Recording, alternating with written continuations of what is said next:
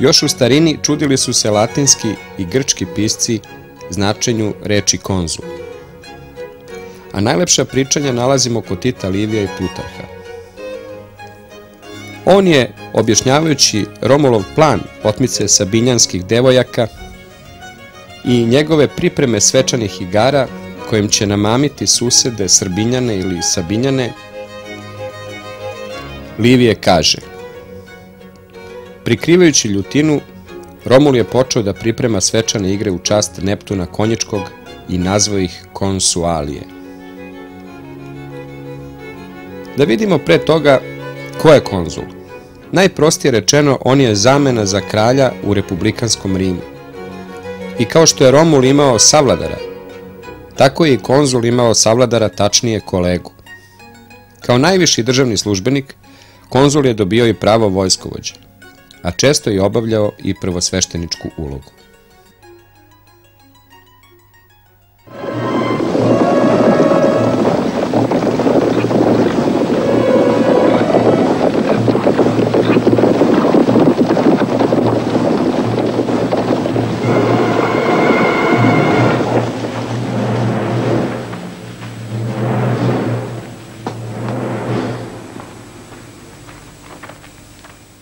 Konsualija su praznici boga Konzusa koji je štitio žitnice i skladišta. Praznovane su 21. avgusta i 15. decembra po jednom računanju vremena.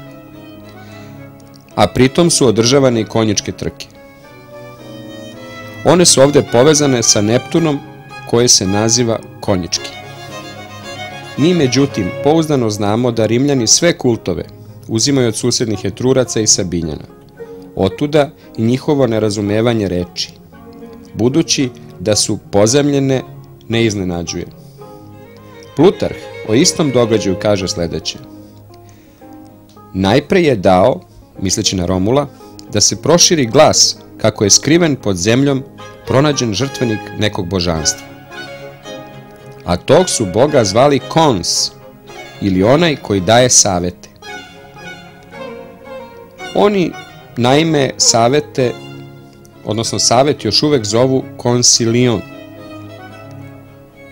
Tako Plutarh piše latinski izraz consilium.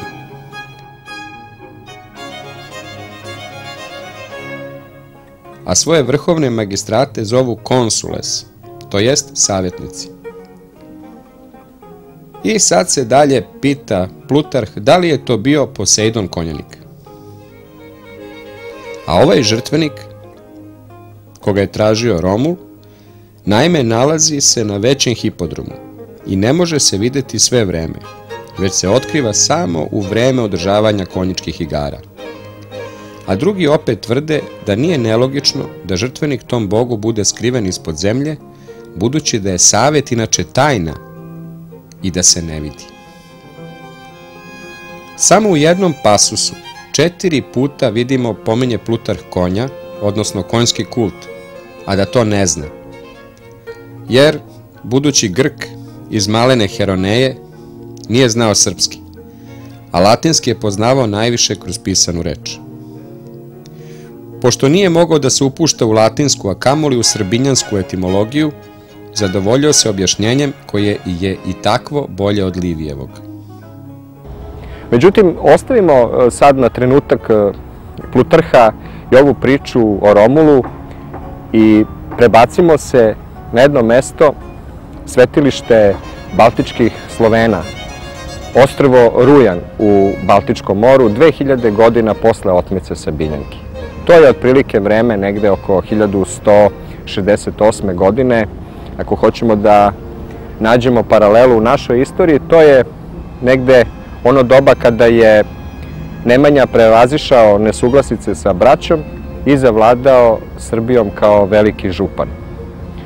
O događajima, znači u to vreme na Baltičkom moru izveštavaju nas nekoliki hroničari, ali da vidimo šta o tome kaže Helmhold. Ovaj Helmhold nas izveštava o napadu danskog kralja Valdemara, neko bi rekao Vladimira, 1168. godine. A Saks gramatik kaže: Pored idola, misleći na Svetovida, vide se uzda, sedlo i drugi razni znaci božanstva. A Herbord, opisujući uništenje idola štetinskih, kaže: način proricanja triglavovim vrancem razlikuje se od načina po kome Svetovidov belac proriče.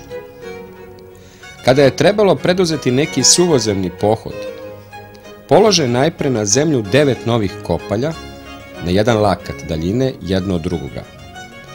Sveštenik onda dovede zauzdanog i osedlanog konja, drži ga za uzdu, tera ga 3 put u oba pravca da pređe preko kopalja.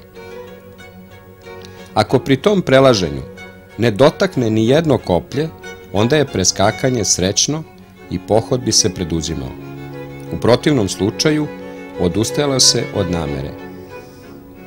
Konjsko gatanje ili ždreb pominje i Ditmar. Žreci redom nešto gunđaju i u stranu raskopavaju prstom zemlju, da bi tako ispitali sudbinu i prorekli neizvesnost. Kad to svrše, onda zelenom travom pokriju jednog konja, koji se smatra kao najveći u celoj zemlji, i sa pijetetom i molitvom ga vode da pređe lagano između dvaju za zemlju utvrđenih kopalja.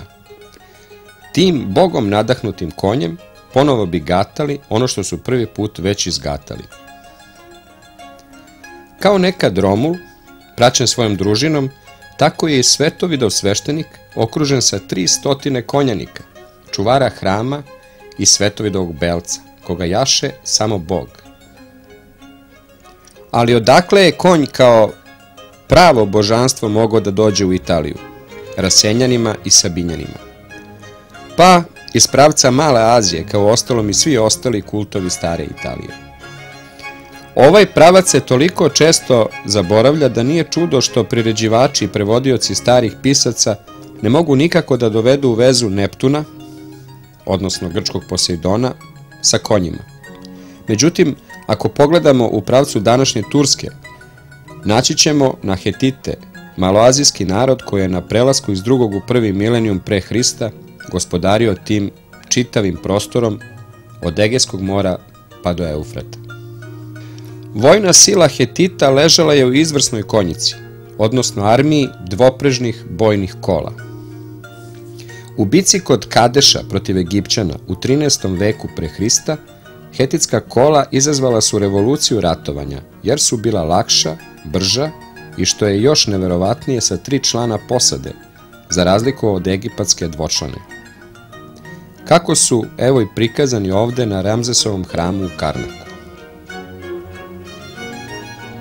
U hetitskom svetu konj je bio oličenje sile i kraljevske moći, a samim tim i božanski. Hetitski bog oluje i groma predao je svoje atribute božanstva na nekolike grčke bogove, a trozubac, zapravo munju i konja, dao je Poseidonu, odnosno kasnijem rimskom Neptunu. Tako je konju, između ostalog, pripao zadatak da održava vezu s božanstvom, a kod prorokovanja informacije uvek dolaze odozdo, iz podzemnog sveta. Zato se i kaže u starosrpskom ždreb, jer se vrača, gata i donose odluke uz pomoć ždrebca.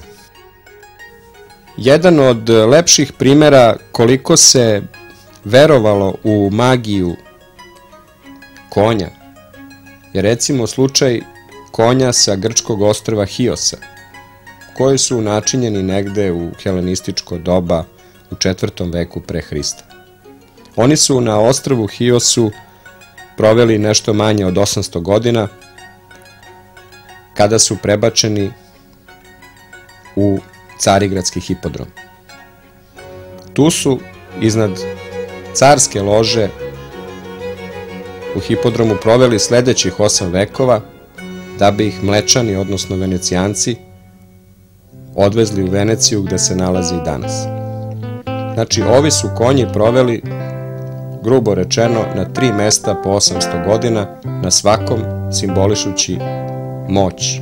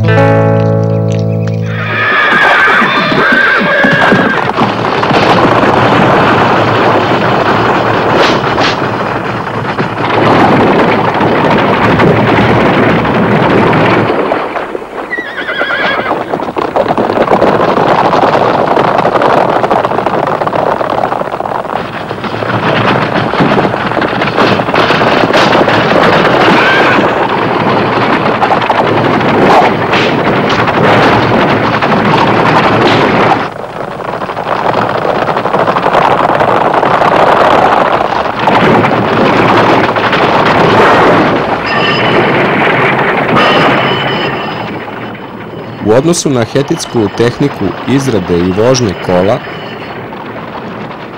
ne primećuje se nikakav naročiti napredak kroz helensko i rimsko doba.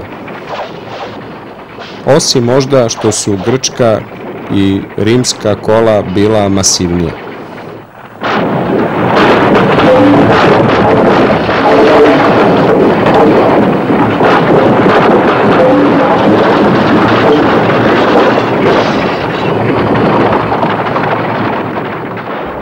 Vrhovni žrec kod Slovena je, videli smo, plemenski poglavar, kao i kod Rimljana, što je to kralj ili najviši državni službenik, u ovom slučaju konzul.